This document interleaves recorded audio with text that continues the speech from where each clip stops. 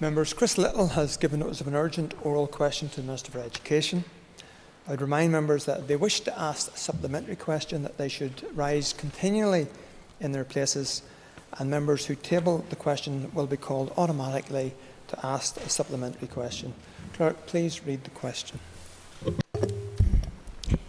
To ask the Minister of Education how the Independent Review of Education panel was appointed and how the expertise and experience of panel members will be equipped to deliver it on its terms of reference. I call the Minister for Education. Thank you, Mr Deputy Speaker. The panel to undertake the Independent Review of Education was appointed following an open public appointment process in line with the Code of Practice issued from the Commissioner of Public Appointments. The process commenced in March 2021 and the candidate information booklet and methodology for appointing candidates was widely advertised. Minister Weir wrote to the Education and Economy Committees on the 1st of March to fully explain the process. The candidate information booklet set out the competencies on which candidates were to be assessed during both a sift of anonymised written applications and at interview. The process for selection and appointment was transparent with a high number of applications received. The selection process was chaired by the DE Permanent Secretary and included senior officials from the Department of Education and the Department for the Economy, as well as an independent panel member selected by SEPANI. Following the conclusion of the interview process, the selection panel provided me with information on all candidates they deemed appointable. This was in the form of an unranked list. I'm confident that the panel has the breadth of experience and expertise to undertake this very important and complex assignment. Amongst the panel, there is significant experience of the design, delivery and administration of education both in Northern Ireland and beyond. The panel are experienced to be fully impartial, work in a collaborative manner with stakeholders and base the review and its recommendations on a wide range of evidence that they will gather during the course of their work. It will be important that they take time to engage with a wide range of stakeholders who will bring much knowledge and experience of delivering education locally. I hope that all stakeholder groups engage with the panel positively and support them as they deliver this vitally important task. Should anyone have any complaints regarding the process, they should be directed to the Commissioner of Public Appointments. I call Chris Lyttle for supplementary. Thank you, Deputy Speaker, and I thank the Education Minister for answering the initial question. I welcome the overdue appointment of a panel for the Independent Review of Education proposed by my party. And can I ask the Education Minister to set out specific skills and experiences that make the appointed panellists the best people to review our entire education system, including early years, special education, EODAS and youth services, and indeed to make recommendations that will deliver the new decade, new approach commitment of a single education system in which all children are educated together. I thank the member for his question, and as the member will be aware, there were specific competencies which were proposed by officials after reviewing rules and recruitment competitions similar to what we have agreed and announced yesterday. And they felt obviously that excuse me, that they would reflect the core competencies of transformational change, of analysing evidence, of working with stakeholders and engaging with political sensitivities. The competencies were agreed and a general approach was taken in March 2021, and the committee were advised of that at the time. I'm confident that the panel who were appointed through the merit process are able to deliver on all of those competencies and will be able to bring forward a very balanced report at the end of this process.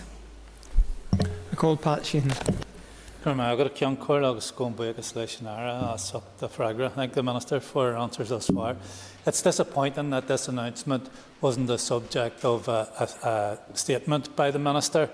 I don't think it's right that public statements should be made before members in the chamber here are informed. But in any event, the Minister will be aware of the unique difficulties facing the Irish medium sector, and despite those challenges, the sector has continued to grow rapidly. Can the Minister tell us what experience and expertise this panel will bring to the review that will facilitate and further develop the Irish medium sector. I thank the member for his question. Just in relation to the initial point that he made with regards to no ministerial statement, he will be aware that Minister Weir made a statement to the House in December last year outlining the detail of the terms of reference and the approach to recruitment, which had been agreed by the Executive. Yesterday's announcement was just the first step in this process, and the panel will likely need to familiarise themselves, obviously, with strategic context and meet with stakeholders and agree priorities and so on. In advance of the public announcement, I did write to the Education Committee and the economy chairs and ministerial colleagues to ensure that they were informed. You'll also recall that Minister Weir wrote to the committee on the 1st of March detailing the process. So really, given the fact that I would have been coming to this House just to give names, when the substantial part of this had already been discussed by committee and others, didn't seem to be of use of this Chamber's time. Just with regards to a specific sector, and we are very mindful of the obligations in relation to Irish medium. The member will be aware again that the appointments were made on merit.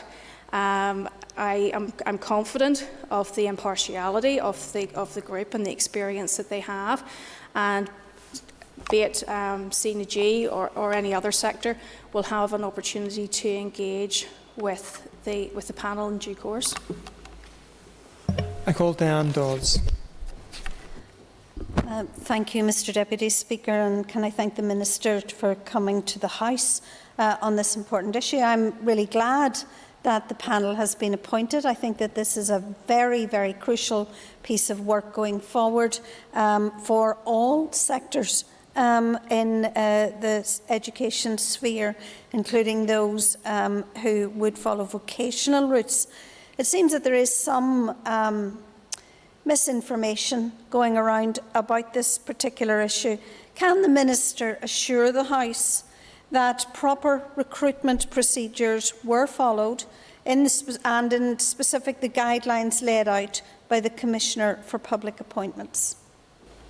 I absolutely can, and I do have confidence in the process. And while that did predate me, SIPANI were very much involved with this panel from in advance of publication of the advertisement, right through to the point where names were supplied to me. So I'm confident in the process, and I'm confident in the panel.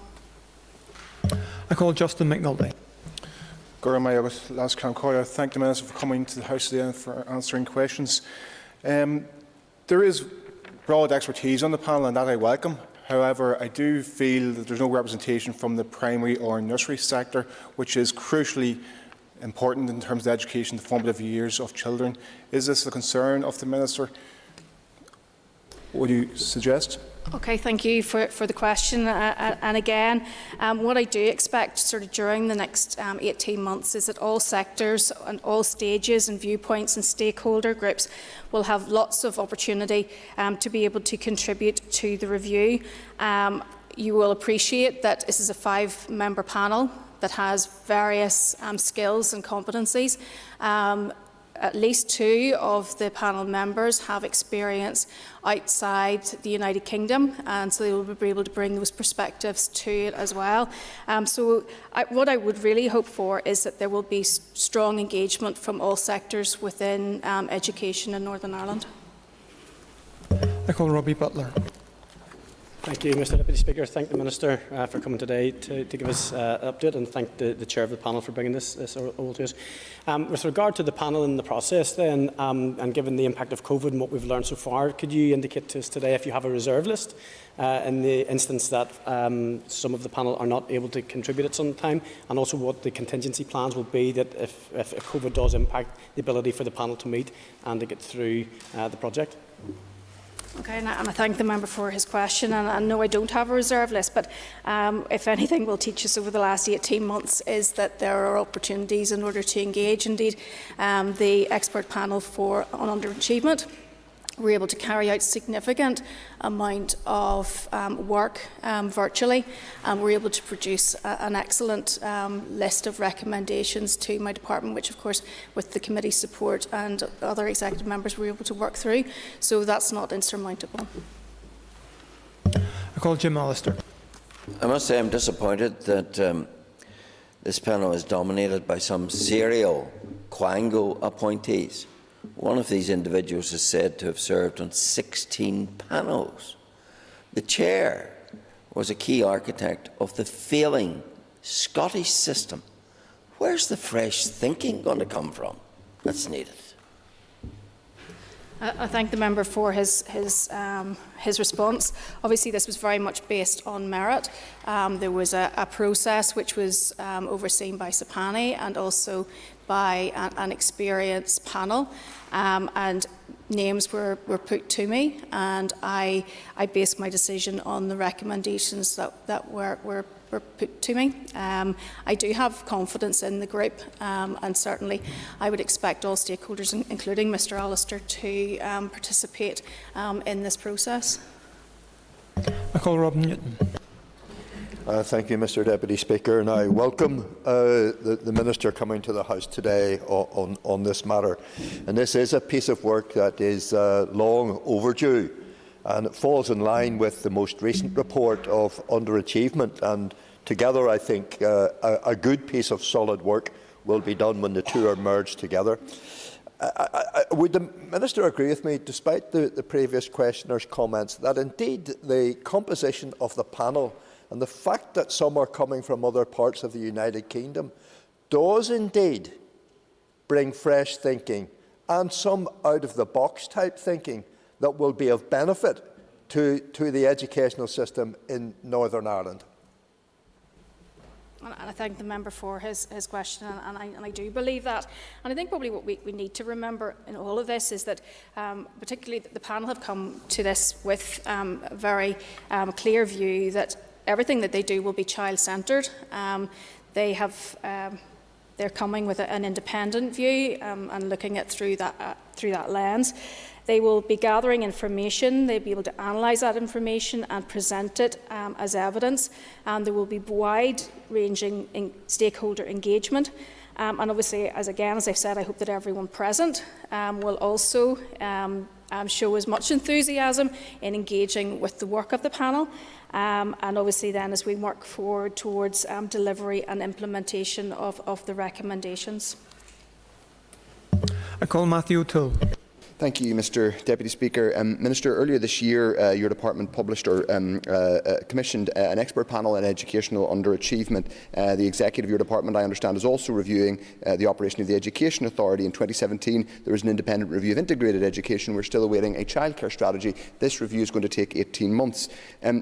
Given the relative vulnerability of, in terms of their Quango membership of some of the members of the panel, can people in Northern Ireland be actually assured that this review will lead to real, meaningful action on a system which we all know is too expensive, too divided, fails poor kids and contributes to a chronically low-skill, low-productivity economy? Is this going to deliver action, or is it just yet another review and talking shop? Well, I'll thank the member for his question, and I hope that it doesn't. And I certainly hope that if the member has read A Fair Start, the consequence of the expert panel's deliberations, that he will see a very detailed and very specific report which addresses underachievement. And my department is working through the recommendations, and we have allocated finances to it this year, and we're hoping obviously for executive buy-in to progress that further. Obviously, this will be very much about the quality of engagement and the stakeholder involvement in all of this, and just how serious those stakeholders are in actually bringing forward suggestions. I don't want it to be something that sits on the shelf, because there are quite a number of strands within education which need to be urgently addressed and are very much dependent on this piece of work. That said, there are other pieces of work will continue in tandem alongside that, and because I don't want, and I'm quite clear in that I don't want the system to be paralysed as a consequence of the review taking place either. I call Kelly Armstrong. Thank you very much, Deputy Speaker. Minister, I am absolutely enthusiastic about this review. Why wouldn't I be? It was myself and my Alliance colleagues who actually wrote into New Decade, New Approach, the independent review of education. But Minister, what I want to ask you about, and I'm not sure where Mrs Dodds MLA is coming from about the recruitment. I have no problem with the recruitment, but what I would like to ask you is a specific question about the terms of reference. The terms of reference states that you, as Minister, would select the final panel members based on the list of suitable candidates provided by the Public Appointments Panel. Could you outline to this House the criteria that you use to finalise that panel? Okay, and I thank the member for her question. Obviously, this went through a process where there were quite a considerable number of people actually responded to, which was actually great, and there was a very good gender balance as well within that. It was then through an anonymised process with regards to how it was sifted. Quite a large proportion were then interviewed, and I was then presented with a list which then detailed the competencies and how each member best fitted that, be that sort of extremely good, extremely well, or very good or good. And my focus was very much on those who excelled within that process and were either extremely good or very good. I call Harry Harvey. Thank you, Deputy Speaker. Minister, can you confirm that this is the second New Decade, New Approach commitment that your department has delivered? And are you aware of how many other NDNA commitments other departments have delivered? Thank you. I think the member for his question, and that's absolutely correct. Obviously, the First Start report, which has been concluded and now being worked through, my department has already been published. So I'm very proud of that report, as I'm sure Minister Weir, the former Education Minister, is as well. So this indeed is the second commitment. As to others, that's maybe something that the member may wish to send an urgent question around other departments to find out whether or not they has exercised. And that concludes this item of business. I would ask members. Point of order, Ms. Armstrong. Thank you very much, Deputy Speaker. I would ask the Speaker's office for a ruling on the fact that the Minister